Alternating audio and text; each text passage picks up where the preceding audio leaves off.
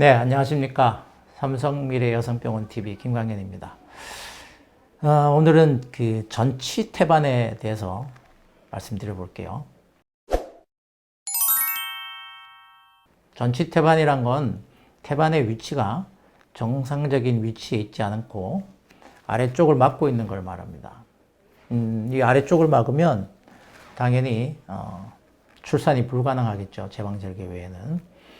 근데 아래쪽을 막고 있는 게 어느 정도 막냐에 따라서 완전 전치태반 또는 부분 전치태반 또는 여기 입구에 살짝 걸려 있다 그래서 변연 전치태반 또는 거기에 그냥 걸려 있는 정도까지는 안 있지만 내려와 있다 그래서 하위 전치태반 이렇게 여러 가지로 분류를 했었는데요. 요즘은 그렇게 분류는 하진 않고 입구를 완전히 막았든 적게 막았든 막고 있는 걸 전치태반이라 그러고요. 입구에 2cm 안쪽으로 와 있는 걸 하위 전치태반이라고 얘기합니다. 그렇게 크게 두 종류로 나누고요. 이 전치태반은 그러면 태반의 위치란 게 시간이 가면서 조금의 변화가 생깁니다. 왜냐하면 이 자궁이 커질 때 전체가 똑같은 비율로 커지는 것이 아니고 위쪽이 조금 더 발달해서 커지기 때문에 그쪽에 붙어 있는 태반들이 좀 더 발달하고 아래쪽에 있는 태반들은 조금 더 퇴화돼서 시간이 가면 밑에 있던 전치태반이 점점 위로 올라가는 그런 현상을 볼 수 있습니다. 그래서 28주, 그러니까 3분기가 시작되는, 임신 3분기가 시작되는 28주경을 봐야 알 수 있고요. 그 전에 전치태반은 그다지 큰 의미가 없고 특히 완전 막고 있지 않는 하위 전치태반인 경우에는 거의 90% 이상이 나중에 임신 3분기에 가면 정상으로 보입니다. 근데 이 전치태반은 그래서 진단은 28주 넘어서 그렇게 진단을 내리는 거고요. 문제가 되는 경우는 출혈입니다. 전치태반은 산전에 출혈을 할 수도 있고요. 입구를 막고 있으면 이게 자궁이 점점 커지면서 나중에 이 입구가 진통 오기 전에 열리거든요.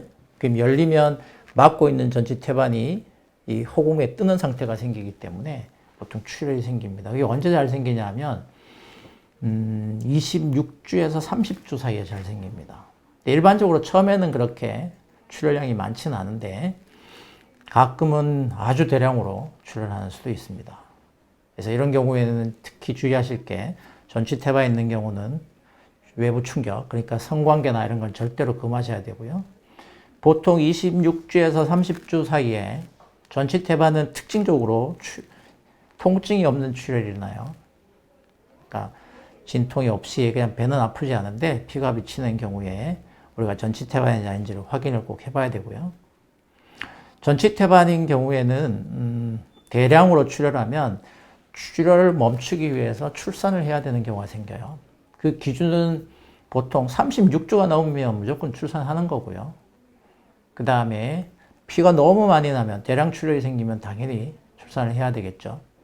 그리고 태아 상태가 조금 산소 공급이 둔화된다든가 그런 위험성이 보이면 출산을 합니다. 근데 주수가 36주도 안 돼 있고 출혈량이 아직 많지도 않고 아기 상태가 안정적이면 좀 더 지켜볼 수 있어요. 근데 전치태반은 출산 후에도 출혈이 많습니다. 왜 그러냐 하면 태반이 떨어진 자리, 태반이 떨어진 자궁벽이 피가 멎는 과정을 보면 어떤 봉합을 하거나 우리가 그렇게 해서 멎는 게 아니고 이 태반이 떨어진 자리 혈관들이 많이 노출되어 있지만 자궁 근육이 이렇게 수축하면서 근육 사이에 있는 그 수많은 혈관들이 닫히는 거거든요. 근데 불행하게도 이 자궁의 아래쪽에는 그 근육층이 별로 없어요. 그래서 근육층이 없기 때문에 태반이 떨어진 자리가 근육이 수출해서 혈관이 닫히질 않아요. 그래서 일일이 우리가 봉합을 해줘야 됩니다. 그 출혈은. 자연스럽게 멎지 않아요. 그래서 제가 모두에 말씀드린 전치태반의 종류 중에 하위 전치태반, 그러니까 입구를 막고 있지는 않지만 한 2cm 안으로 있는 2cm 근처에 있는 전치 태반인 경우에 한 70%는 정상분만 할 수 있어요. 그러니까 수술 안 하고 질식분만을 할 수 있다는 말씀이죠. 근데 문제는 그렇게 했을 때 태반이 떨어진 자리가 근육층이 별로 없어서 하혈을 많이 하는 수가 있어요. 근데 우리가 분만을 하면 아래쪽에서는 피가 나오는지 안 나오는지만 알 뿐이지 어디에서 피가 나는지 그걸 확인할 방법이 없고 직접적으로 봉합을 해줄 방법이 없어요. 근데 제왕절개를 하는 경우에는 우리가 자궁을 열어놨기 때문에 피가 나는 부위가 눈에 직접 보이고 바로 다이렉트로 봉합해 줄 수 있어요.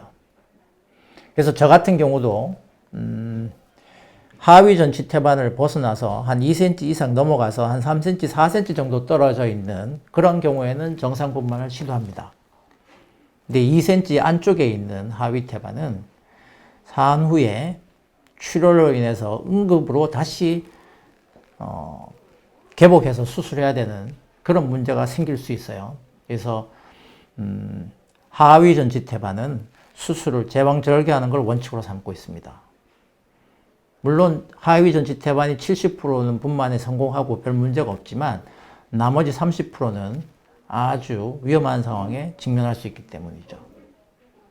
그래서 여러분이 혹시라도 전치 태반을 진단받으셨다면 그 전치 태반이 지금 갖고 계신 전치 태반이 어느 정도 완전 전치 태반인지, 그러니까 전치 태반인지 하위 태반인지 일단은 명확하게 하시는 게 좋고요. 출혈이 의심되는 전치 태반인 경우에는 아주 이 경험이 많은 산과의사한테 맡기시는 게 산모와 태아의 건강에 안전할 것입니다. 감사합니다.